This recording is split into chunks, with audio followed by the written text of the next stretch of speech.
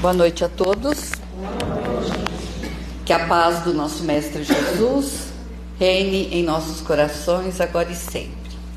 É com muita alegria que estamos mais uma quarta-feira aqui reunidos para a palestra, para mais um aprendizado, que ao sairmos daqui possamos estar melhores. Vamos meditar sobre tudo aquilo que vamos escutar aqui hoje, vamos aprender e vamos buscar a nossa melhora, subir o nosso mais um degrauzinho, da nossa existência. Vamos aproveitar esses momentos para recebermos toda a fluidificação que nos é endereçado, todo o tratamento, todo o consolo de que necessitamos, todas essas bênçãos, e com muita gratidão, gratidão pela vida, gratidão por esta existência, gratidão por tudo que temos, Hoje, uma noite, um pouquinho de frio, Vamos agradecer o nosso agasalho, Vamos aproveitando e pedir, Quem tiver agasalhos, quem tiver roupas, quem tiver alguma coisa para doar, pode trazer, porque a gente tem o brechó que a gente vende, mas a gente também doa. Às vezes a gente pede aqui e fala que é para o brechó. Não, todos aqueles que chegam aqui pedindo, a gente doa. Se chega uma pessoa aqui que está sem agasalho, que necessita, a gente doa, Então, assim, com essa alegria toda, nós vamos fazer a prece e vamos agradecer ao Daniel, que prontamente veio aqui fazer a palestra, que o palestrante de hoje está com Covid, de Rio Preto, mas ele virá numa outra oportunidade. E nós agradecemos o Daniel, que está sempre pronto, Dani? Quem mandou ser estudioso, Então vamos elevar o nosso pensamento a Deus, nosso Pai, a Jesus, o nosso Mestre, nosso amigo, nosso irmão, que com muito amor por todos nós, aqui esteve, encarnado, nos dando o exemplo de amor, nos ensinando a amar, a ser humilde, a perdoar, a trabalhar em benefício do nosso próximo, a amar o nosso próximo. Mas Ele nunca nos abandonou. Ele esteve aqui encarnado há 2000 anos, deixou seus ensinamentos, mas está sempre presente. Como Ele disse, pedi e obtereis. Nos nossos momentos difíceis, nos nossos momentos de dores, de angústia, vamos pedir a Ele que nos dê o suporte de que necessitamos para seguir adiante.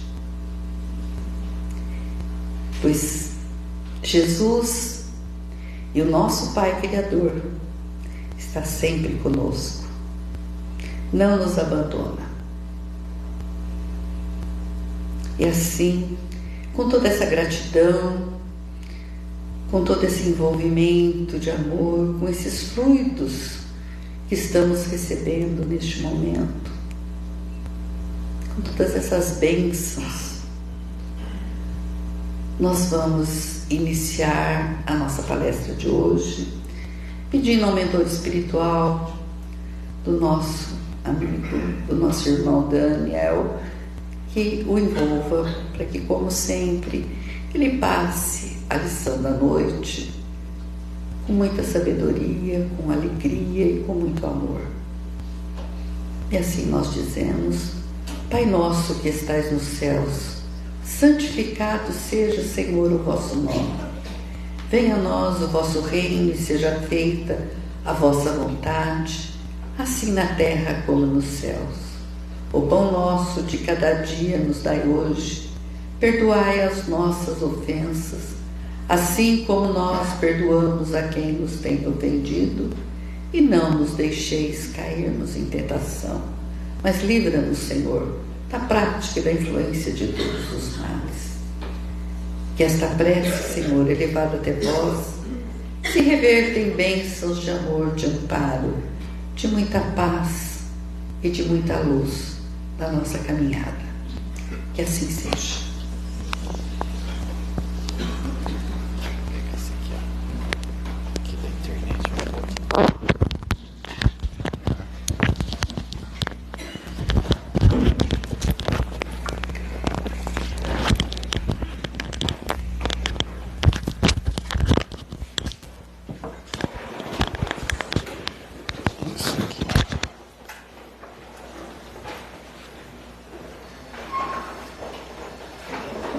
Boa noite.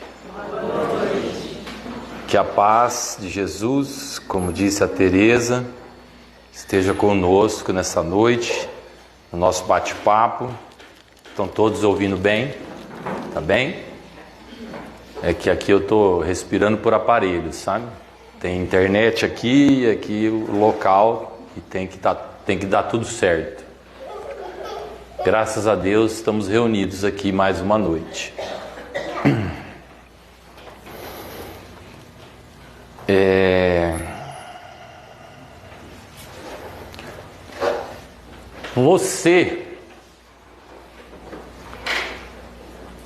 Você pode até pensar em desistir da vida. Você pode pensar em desistir da vida. A coisa que você não pode fazer é desistir. Pode passar isso pela sua cabeça. Mas você, espírita verdadeiro, entendedor da doutrina, você não pode desistir. Eu quero falar com vocês a respeito disso, porque eu, mesmo jovem, tenho andado fazendo palestras, em contato com outros centros espíritas, outros irmãos de casas espíritas, simpatizantes, seguidores da doutrina espírita. E eu vejo pessoas espíritas angustiadas, espíritas com medo, espíritas com depressão, com profunda angústia. Parece que nem são espíritas. Vocês sabem, a mídia revela muito isso. A gente nunca vendeu tanto livro de autoajuda, nunca se tomou tanto remédio para depressão e ansiedade. E eu vou nas casas, converso com os colegas, tem curso aqui de segunda-feira, tem de quinta, tem palestra de quinta, tem palestra de domingo. Eu na qualidade aqui, fazendo parte por hora, na direção da casa. Com todos os colaboradores da casa, a gente enxerga espíritas cada vez mais em desespero, angustiados, em depressão, melancolia, abatimento. E eu quero falar com vocês hoje sobre fé, esperança e caridade. Existe um bilionário, filantropo e empresário nigeriano que chama Femi ou Femi, ou, olha que nome complexo, Otedola. Quem colocar no Google vai ver quem é. Femi Otedola. Um bilionário filantropo nigeriano. Certa vez ele deu uma entrevista na rádio, e o locutor da rádio perguntou assim para ele: Femi, vou chamar ele de Femi. Femi, o que você pode contar para nós de experiência da sua vida que te trouxe ou que você encontrou a felicidade? Femi falou assim para o locutor: olha, eu tive 4 episódios em que eu pude testar e quantificar e qualificar o que é ser feliz. 4 episódios eu tive na minha vida. O primeiro episódio, eu adquiri muita riqueza, muito dinheiro, muitas posses. Mas faltava alguma coisa. Eu não encontrava felicidade naquilo que eu ia acumulando. Num segundo episódio, Femi fala que começou a colecionar coisas valiosas, quadros valiosos, objetos valiosos. E ele concluiu que o brilho daqueles objetos materiais não lhe trazia felicidade. Havia um vácuo ainda nele. Femi. E eu pergunto para vocês: o que é necessário, como espírita, para a gente compreender o rumo, o que fazer, que jeito fazer, de que forma fazer, como se comportar para obter a salvação, a santificação, encontrar a felicidade, deixar de lado a angústia e encontrar um porquê, um objetivo, como Femi estava procurando nas 2 primeiras tentativas. Bilionário nigeriano. O espiritismo, meus irmãos, tem que tocar a fibra, as células de vocês. Você tem que se perguntar, quando você entra por aquela porta, o que te motiva a estar aqui. Cada um de nós tem um motivo para estar aqui. A motivação. O que você vem buscar aqui na Cruzada Espírita? O que te motiva a sentar aqui e perder 1 hora da sua semana?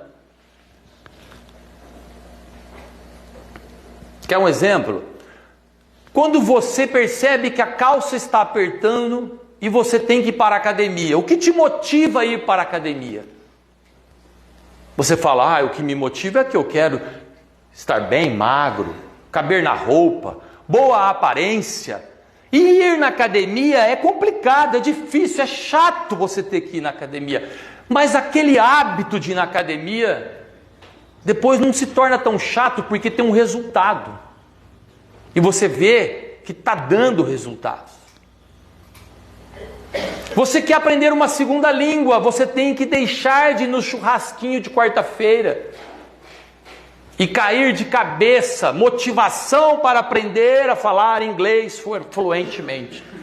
Você quer passar no vestibular, você quer ser promovido no trabalho, você tem que fazer um curso. O que te motiva a ir atrás disso? O que te motiva a estar aqui? É a dor? É o amor por Deus? É o amor pelo Espiritismo? A busca da felicidade? É uma pergunta íntima. Porque se você, motivado em busca de algo interno e invisível, e isso te tocar as suas fibras, e você se aproximar de Deus, glória, que seja um hábito, se torne um hábito, porque não vai obter a salvação se você falar: eu faço a minha obrigação, eu vou na missa de domingo. Não basta. Chega, eu falo isso no curso de segunda, né, Benê? Chega de ficar aqui prescrevendo que nós temos que ser bons. Chega de falar, é hora de fazer. A doutrina espírita, para vocês terem uma noção, eu vou usar um exemplo do Livro dos Espíritos que a gente estuda de segunda-feira. Dentro do Livro dos Espíritos tem um capítulo, é o maior capítulo do livro, chama Livro Terceiro. O livro terceiro, ele pode, para fins de estudo, ser estudado e dividido em 3 partes. A primeira parte do livro 3º, que chama Leis Morais,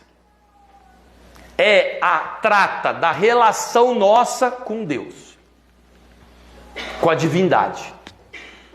A segunda parte trata da nossa relação conosco. Nessa parte tem lei de sociedade, lei de reprodução, lei de conservação, lei de destruição.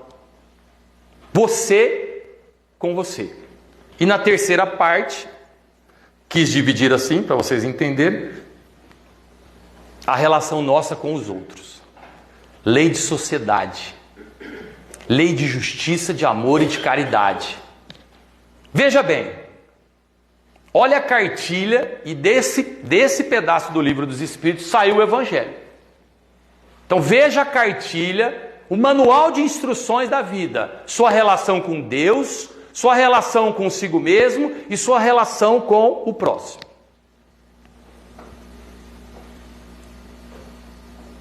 O que eu estou pensando agora está me aproximando ou está me afastando de Deus? O que eu estou fazendo lá fora, porque lá fora é a verdadeira religião, está me aproximando ou está me afastando de Deus? Tem que haver uma compreensão, porque o Espiritismo, eu falei aqui numa quarta-feira para vocês, o Espiritismo deveria chamar Desmancha Prazeres. Porque o Espiritismo, ele vem fazer com que você pare dessa relação infantil com Deus. Por isso que é difícil as pessoas entenderem o lado religioso do Espiritismo. Outrora, lá atrás, era assim, existia a lei da física, da biologia, da química, e existiam as leis religiosas. Então você ia lá em qualquer igreja, existe uma lei religiosa naquela igreja. Acompanha lá uma cartilha doutrinária naquela igreja. Qualquer igreja. E aí existiam as leis biológicas, da biologia, da química, a lei da gravidade. O Espiritismo vem estragar o prazer e dizer o seguinte: a lei de física, a lei de biologia, a lei de química, a lei que rege os astros são leis de Deus, divinas. Não existe lei religiosa e lei paralela. Só existe lei divina.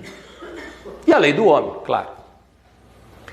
Duas moléculas de hidrogênio só se juntam com a de oxigênio para formar a água porque existe a lei divina. E aí o Espiritismo derruba um monte de conceito. Tá bom, você vai falar sobre fé, esperança e caridade. E eu estou angustiado, Daniel. Como que eu tenho que lidar com essas dificuldades? Como que eu tenho que enfrentar meu dia a dia? O Evangelho traz a receita.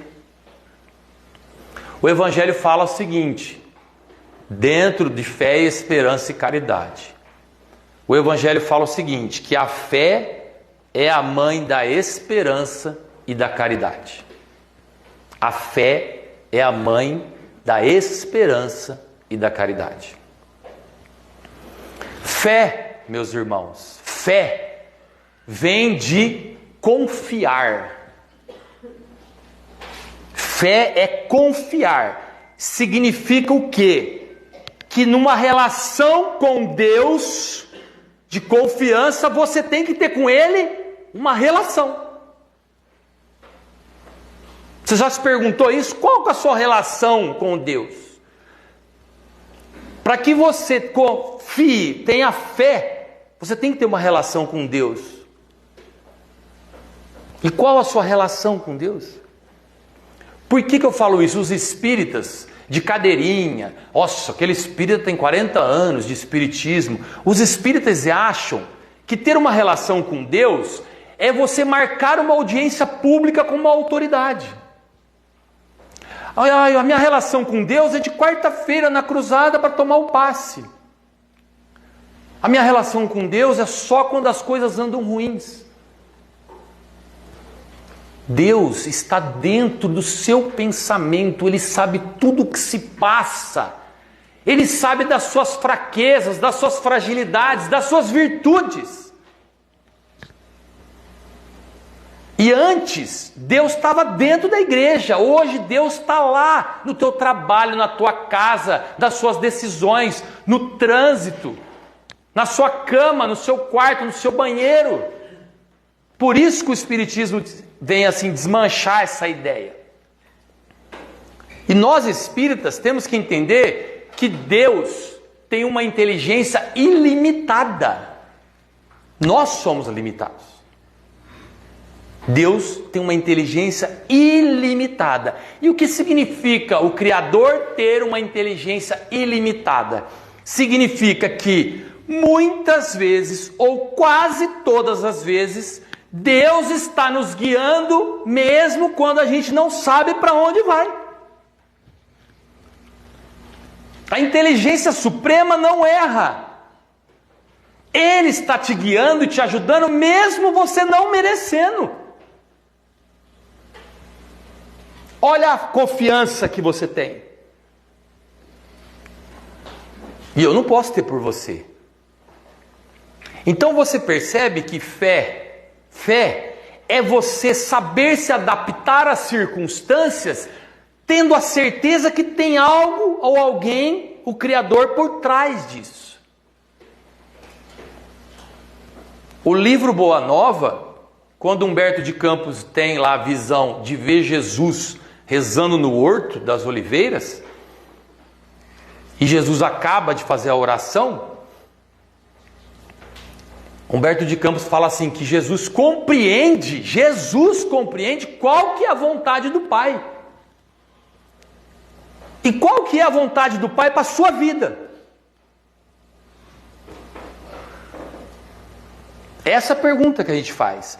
Porque o espírita vem aqui 40 anos tomar passe, o espírita reencarna um monte de vezes, vive numa reencarnação de loop infinito e nunca se perguntou qual que é a vontade de Deus para a minha vida.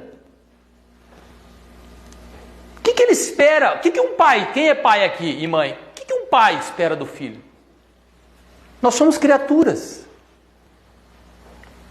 A nossa submissão moral para com o Criador jamais cessa, porque o Pai não vai aceitar a gente como um rascunho da vida. O Pai quer a gente completo de virtudes. Ele não aceita meia boca, filho meia boca. O Pai não é filho meia boca. Na gíria de hoje, não é? E a gente tem que ir desenvolvendo dentro dessa fé uma relação de confiança. O que eu estou pensando está me aproximando de Deus, eu estou pensando coisas boas, fazendo coisas boas e Deus está me guiando no caminho certo. É como um... mas as dificuldades bateram a minha porta. Você não está deixando Deus se revelar em sua vida e Deus se revela em sua vida aos pouquinhos. A gente erra tanto, a gente tem tanta dívida que as pessoas chamam de karma, erros do passado, que se Deus cobrasse todos de uma vez nessa vida, a gente estava jogado aqui, mofando, paraplégico. A bondade de Deus é tamanha e infinita que Ele fala o seguinte: meu filho, eu vou te dar a oportunidade para você arrumar o que você fez em 5, em 6, em 7 encarnações. E a gente vem aos pouquinhos, devolvendo os talentos que Deus emprestou. Parábola dos talentos. Percebe a relação de confiança? Você obtém a confiança quando você observa os sinais de Deus em sua vida. Devagarzinho. E fé, meus irmãos, fé não é saber tudo. Fé não é isso. Fé é às vezes você caminhar enxergando apenas um palmo na sua frente. Porque você tem fé. E você pisa, Ele te dá o chão. Você anda, Ele te dá o chão. Essa confiança que você adquire na fé é o combustível que te move, que te torna uma pessoa caridosa, que te torna uma pessoa benevolente, que te torna uma pessoa capaz de perdoar. E você tem que abastecer o seu tanque com esse combustível. Mas eu estou angustiado. Você está angustiado porque o teu tanque está vazio. Você está sofrendo porque o teu tanque está vazio. E quem está com o tanque vazio não sabe perdoar, não sabe amar. só vê a vida ruim, não tem bons olhos e gratidão pela vida, não está abastecido dessa confiança, fé. E depois da fé, quando você entende isso, está pronto para isso, você está caminhando a passos firmes, isso te traz esperança. Você vive com esperança, porque você, como espírita, entende que a vida verdadeira não é essa. Isso te dá esperança, porque você fala assim: Deus está no comando de tudo, Deus está no controle de tudo, Deus não erra. Isso te dá esperança. A vida verdadeira não é essa. Eu vou ser pastor agora. Deus tem um plano para você. Se eu tivesse a Bíblia aqui, eu ia bater a Bíblia e falar: Deus tem um plano para você. Porque você acha que ele vacila, ele vai deixar alguma ovelha desgarrada? Gente, espírita pessimista é contrassenso. Espírita com medo das coisas, angustiado, com medo da morte, é um contrassenso. Espírita pessimista não entende que a morte é o igual. Todo mundo vai chegar. Então, se a morte é inevitável, o que é importante? É saber viver. Porque a vida e o corpo lhe é emprestada. Morrer é fácil. Morrer é fácil. O segredo é saber viver. Porque depois que morre, aí vem o segundo estágio da vida verdadeira. A gente vai ter vergonha de como chegou lá do outro lado. Deus vai falar: eu te dei 3 talentos, cadê os talentos? No livro de Leon Denis, chama Depois da Morte, trouxe ele aqui segunda-feira. Tem uma frase de Leon Denis, que é um estudioso da doutrina espírita, pode procurar na internet, tem gratuito. Leon Denis fala assim, que nós trazemos em nós um amigo sublime que a gente não conhece, porque Deus reside no interior de todo homem. Olha a fé e a esperança. Deus reside dentro de nós, e aquele que faz o sacrifício dos seus desejos é um com Ele. É um com Ele. O homem colhe aquilo que semeou. Você planta um laranja, você não vai colher melancia. E ele, Leon Denis, termina: o homem colhe aquilo que semeou, eis a doutrina do karma. Algumas religiões falam em karma, não falam? Divaldo Pereira Franco não gosta de falar essa palavra karma, porque parece que karma tem que pagar. Karma é isso. Você errou, tem que arrumar. Você fez o bem, parabéns, evoluiu. E a gente vive numa espécie de vitimismo, a gente se acha vítima. Que as pessoas nos prejudicam. Nós prejudicamos a nós mesmos com o nosso modo de viver e de pensar. Haroldo Dutra Dias, um palestrante, coluna, e tinha que operar o menisco. Ele tinha tanta dor, que ele não conseguia ficar sentado no hospital, deitado na cama do hospital, ele tinha que andar. De tanta dor que ele tinha na coluna. E aí ele saiu para o corredor andando, com aquele pijamão de hospital, ele foi andando, saiu andando no hospital. Ele encontrou assim um pilar, com um pedaço de banquinho assim no pilar, ele encostou, e a hora que ele encostou e sentou assim, apoiou a coluna, ele fala que aliviou 40% a dor. E ele ficou ali e falou: nossa, eu vou dormir aqui nesse lugar. Porque a dor melhorou. E aí, entre ele estar ali sentado, entre a vigília e o sono, ele quase adormecendo e quase acordado, ele fala que viu, sem ver o rosto, ele viu alguns espíritos se aproximando, porque ele estava sofrendo demais com dor. E aí os espíritos chegaram para ele e falaram assim: Haroldo, o que você quer que a gente faz? O que você quer que a gente faz, Haroldo? E o Haroldo travou, não sabia se estava acordado, se estava dormindo, recebendo a conversa dos espíritos pela mente, não pelos ouvidos. E o Haroldo, não sabendo o que falar, os espíritos falaram assim: o que você quer que a gente faz? Nós não podemos tirar de você isso. Você tem que passar por essa etapa, por essa dor. E aí Haroldo compreende que só ele poderia passar por aquilo. Só ele teria que superar aquilo, a minha angústia, a sua angústia, o seu problema, o nosso problema, a cada um de nós. Então você percebe que a briga não é com o outro, a briga é com você mesmo. Sempre foi com você. Você com você. Conhecer a si mesmo. E o Haroldo fala assim, dentro dessa esperança, dentro do que eu falei de ver espíritas angustiados, Haroldo pergunta: qual o objetivo do espiritismo então? O que te motiva a vir aqui? Você veio. Qual o objetivo do espiritismo? O objetivo do espiritismo é ficar contando quantas pessoas estão aqui de quarta-feira. O objetivo do espiritismo é ficar lá na rua pregando e convencendo as pessoas a se tornarem espíritas. Olha, agora nós temos 1.005 espíritas na cidade de Olímpia. Olha, semana que vem 1.022. Que vitória! Esse é o objetivo do espiritismo? Gente, tem espírita, eu vou falar em bom tom, tem espírita que é uma pessoa má. E tem gente lá fora que é uma pessoa boa. Eu te pergunto, você quer um espírita ou uma pessoa boa?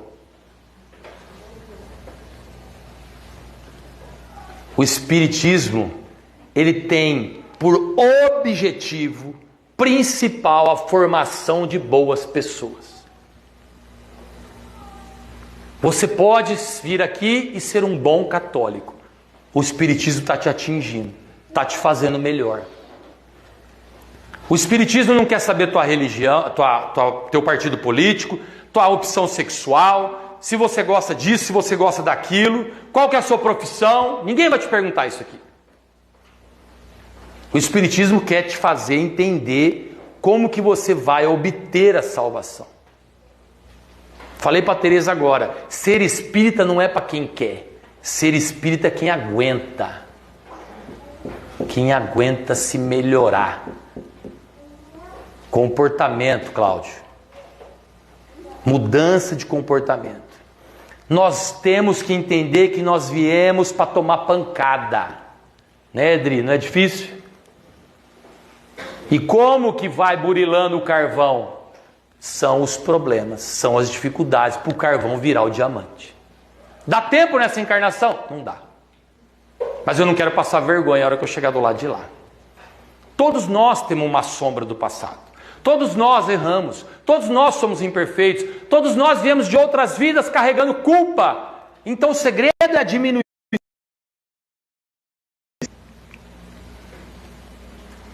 Eu falo um negócio, tem gente que assusta. Todos nós viemos do umbral. Chico já falou isso. Todos nós viemos do umbral. Nossa, Daniel, que notícia péssima. Não, a notícia é boa. Nós já estamos um pouquinho melhor. Mais perto dos planos celestes perfeitos, os mundos perfeitos, ou mais do umbral? Nessa vida que nós temos lá fora. Então isso tem que dar ânimo. Porque você fala assim, se eu estive no umbral e sofri, estou sofrendo o que eu estou sofrendo hoje, então eu não quero voltar para lá.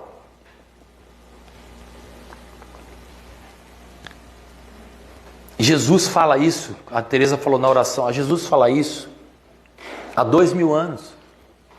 Se você está infeliz, se você está angustiado, você não vai conseguir se melhorar. Você tem que romper etapas, passar pela fé, passar pela esperança. A cartilha de Jesus Cristo, meus irmãos, deveria ser pregada na geladeira. Todo dia você não abre a geladeira, todo dia você vai ver lá na geladeira escrito assim: não posso alcançar a felicidade se eu não amar o próximo. Eu tenho que amar a Deus, ao próximo, e como eu amo a si mesmo. Caridade e humildade é a única senda da salvação. Estou lendo aqui. Amai-vos uns aos outros. A caridade é a única âncora da salvação em todos os mundos. E o Evangelho fala no capítulo Sedes Perfeitos, quais são os caracteres da perfeição. Então eu já falei da fé, da esperança, agora eu vou falar da caridade. Como que é? O que consiste então a perfeição para que eu possa ser salvo? É fácil, super fácil. Amar os inimigos, fazer o bem por aqueles que te têm ódio e orar por aqueles que caluniam de você. Tá fácil? Sedes perfeitos. Então veja que o caminho da perfeição, a senda da perfeição, o foco, o alvo da perfeição é a caridade. O comportamento caridoso. E a caridade não é da esmola. Não só da esmola. Cuidado que a esmola humilha. Então você percebe dentro da caridade que existe uma lei universal que comanda todas as moradas do Pai. É o amor. Porque caridade é amor. É derramamento de amor. A pergunta 888 do Livro dos Espíritos fala isso. Amai-vos uns aos outros. É a lei divina que governa todos os mundos. Todos os mundos. Então se existe só um pai e o resto tudo é filho, o que o pai quer dos filhos? Que se entendam. O mais difícil. Não é? Então você fala assim, então existe um resumo das leis de Jesus? Existe. Caridade e humildade. A pedra angular do ensinamento de Jesus é caridade e humildade. Sem o qual você não vive, sem o qual você não chega aos mundos. Na epístola de Paulo aos Coríntios, que é a carta de Paulo aos Coríntios, todo mundo conhece. Se você falar a língua dos anjos e dos homens, se você souber tudo, se você souber o evangelho decorado, se você vier todo dia na cruzada, se você não tiver amor e caridade, é o sino que tine, o metal que soa. É só barulho, você só faz barulho. Você só fala da boca para fora. Porque na verdade você não é caridoso, você é egoísta, você é orgulhoso.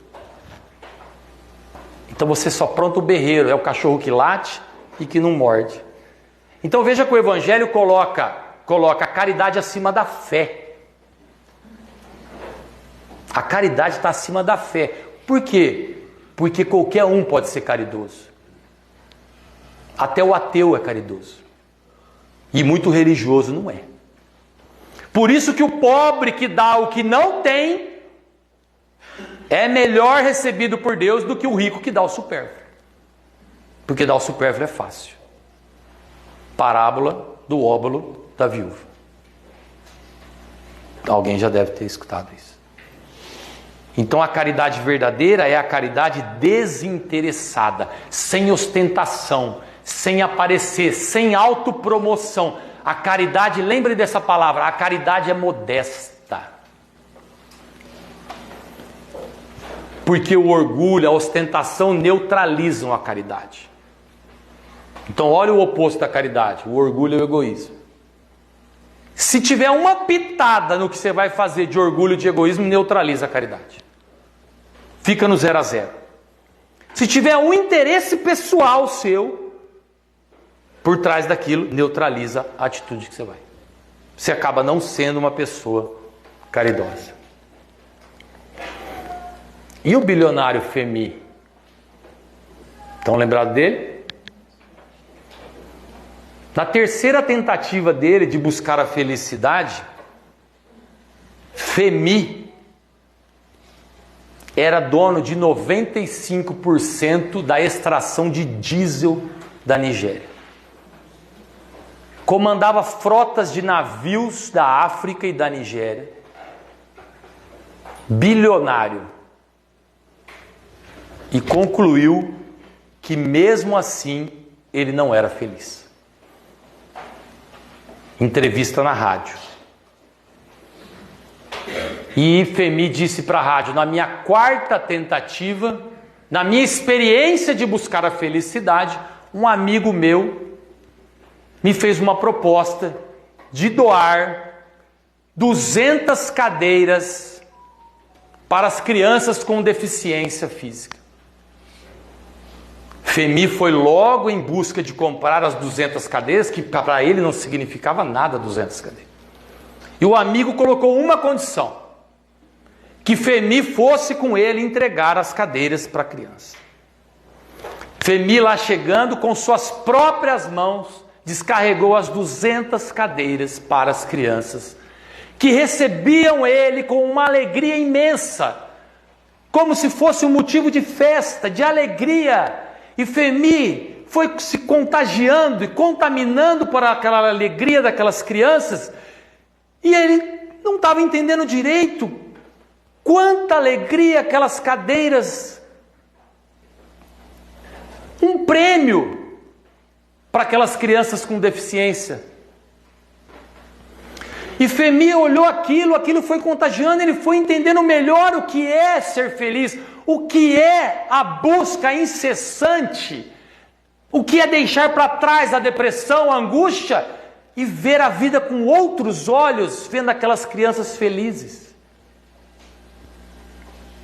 E ao sair, ou querendo sair do local que ele estava, uma menina na cadeira agarra as pernas de Femi, e ele tenta se soltar da menina, a menina agarra nele e fica olhando para ele, e ele não entende o que está acontecendo, e ele fala assim para a menina: o que foi, minha filha? E se abaixa olhando nos olhos dela: você precisa de mais alguma coisa? A menina fala assim: eu quero olhar mais uma vez para o seu rosto e registrar a sua face, porque quando eu morrer eu quero te encontrar no céu e te agradecer novamente por isso que você fez. E eu pergunto a vocês: nós, ao desencarnarmos, levando as experiências carnais para lá, o bom uso ou o mau uso das experiências carnais, nós vamos encontrar alguém que vai olhar nos nossos olhos e agradecer o bem que você fez? Você está tratando a vida com fé, com esperança e caridade? Será que nós vamos desembarcar na vida de lá envergonhados ou felizes? Reclamões. A caridade não é uma das condições da salvação. Não é. A caridade é a única condição da salvação. É a única. A luta é contra você. Todo dia contra você. E você só chega ao Pai através do outro, suportando o próximo, sendo benevolente com o próximo. Pare de carregar maus pensamentos, pare de remoer angústias, pare de pensar nos erros, ficar depressivo com o passado, ansioso com o futuro.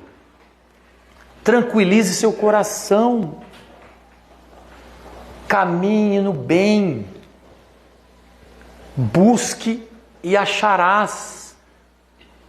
Os pequenos da terra serão grandes no céu.